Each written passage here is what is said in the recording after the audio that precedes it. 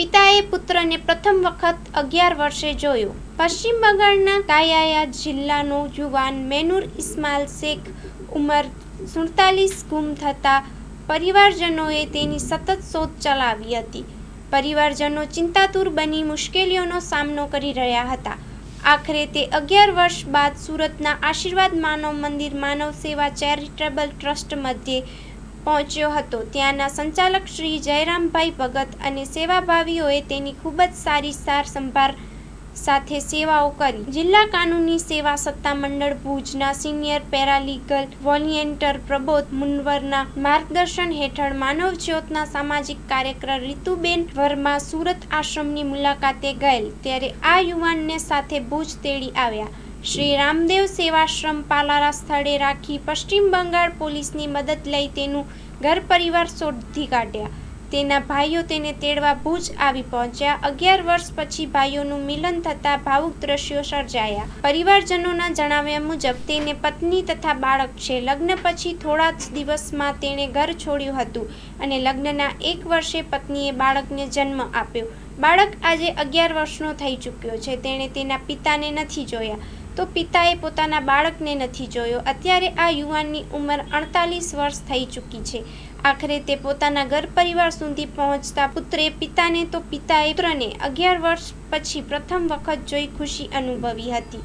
પત્નીએ પિતાના ઘરે આવવાથી આનંદ વ્યક્ત કર્યો હતો. માનવતાના આ કાર્યમાં પૃથ્વીરાજસિંહ જાડેજા, આનંદ રાયસોની, સહદેવસિંહ જાડેજા, દીપેશ શાહ, રફીક બાવા સહભાગી બન્યા હતા. રિપોર્ટ બાય કરણ વાઘેલા, ભુજ. મિત્રો, પાણીની કિંમત ક્યારે સમજાય? જ્યારે રણ પ્રદેશ હોય ને ત્યારે એમાં પાણીની કિંમત સમજાય. અનાજની કિંમત ક્યારે સમજાય? જ્યારે દુષ્કાળ હોય ને ત્યારે અનાજની કિંમત સમજાય. પ્રકાશની કિંમત ક્યારે સમજાય? જ્યારે અંધારપટ હોય, અંધારું હોય ત્યારે આપણે પ્રકાશની કિંમત સમજાય. શાંતિની કિંમત ક્યારે સમજાય? જ્યારે ઘોંઘાટ થતું હોય ને ત્યારે શાંતિની કિંમત સમજાય. તેમ ઉપકારી પિતાની કિંમત ક્યારે સમજાય? એની ગેરહાજરીમાં સમજાય. આવો જ એક કિસ્સો કે જે પિતા 11 વર્ષ પછી પોતાના સંતાનનું મુખડું જોયું. લગ્ન થયા પછી માત્ર 6 મહિનામાં આ પિતાએ ઘર છોડ્યું હતું ને એની ગેરહાજરીમાં એની પત્નીએ એક સુંદર બાળકને જન્મ આપ્યો. ચાલો શું છે સ્ટોરી આપણે જોઈએ. પિતા પુત્રનું 11 વર્ષે જ્યારે મિલન થતું હોય, શું કહેશો? પશ્ચિમ બંગાળના કાયથા જિલ્લાનો મૈનુર ઇસ્માઇલ શેખ ઉંમર વર્ષ 37 જે ગુમ થતાં પરિવારજનોએ એની સતત શોધ ચલાવી અને ચિંતા સેવી હતી. તે સતત રખડતો ભટકતો રહ્યો હતો અને 11 વર્ષ પછી તે સુરતના આશીર્વાદ માનવ મંદિર સેવા શ્રમ મધ્યે પહોંચ્યો હતો.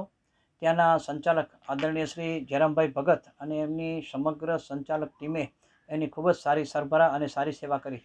ત્યાર પછી અમારા આશ્રમના સામાજિક કાર્યકર રીતુબેન વર્મા જ્યારે સુરત આશ્રમની મુલાકાતે ગયેલા ત્યારે આ યુવાનની સાથે ચડી આવ્યા અને ત્યાર પછી અમારા આશ્રમની અંદર એની સારી સરભરા કરી, સારવાર કરી અને એની પાસેથી જે માહિતી મળી એના આધારે પશ્ચિમ બંગાળ પોલીસનો સંપર્ક કરી તેનું ઘર અને પરિવાર શોધી કાઢવામાં આવ્યા અને સમાચાર મળતાં જ તેના બંને ભાઈઓ તાત્કાલિક બીજા ત્રીજા દિવસે ભુજ આવી પહોંચ્યા. 11 વર્ષ પછી જ્યારે ભાઈઓનું મિલન થયું ત્યારે સ્વાભાવિક છે કે ભાવુક દ્રશ્યો સર્જાય.